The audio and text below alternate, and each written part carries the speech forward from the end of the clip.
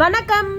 இன்னைக்கு ஈஸியாக ஹெல்த்தியான சட்டுன்னு செய்யக்கூடிய கருப்புளுந்து சட்னி எப்படி செய்யறதுன்னு பார்க்கலாம் வாங்க.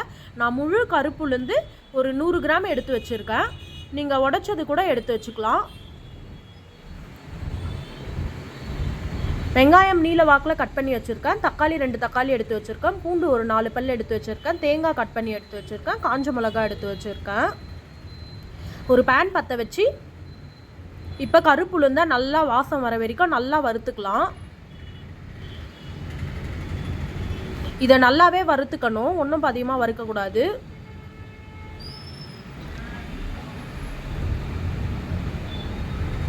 கருப்புளுந்து வறுத்தாச்சு, வேறு ஒரு பிளேட்டில் ட்ரான்ஸ்ஃபர் பண்ணிட்டேன்.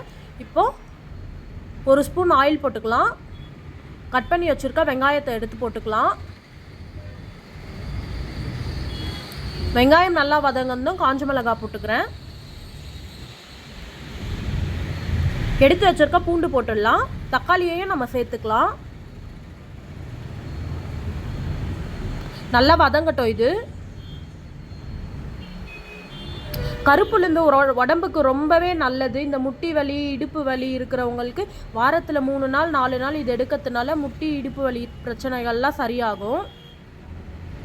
தேவையான அளவு சால்ட்டு போட்டுட்டேன்.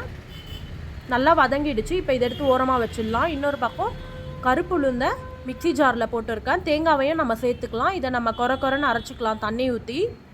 இப்போ நம்ம வதக்கி வச்சுருக்க வெங்காயம் தக்காளியையும் போட்டுக்கலாம். இதை மிக்சியில் ஒரு சுற்றிக்கலாம்.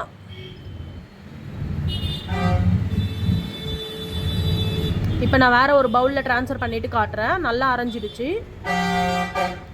ரொம்பவே டேஸ்டான ஹெல்த்தியான கருப்புளுந்து சட்னி ரெடி. இது தோசை இட்லிக்கு ஒரு சூப்பரான காம்பினேஷன்.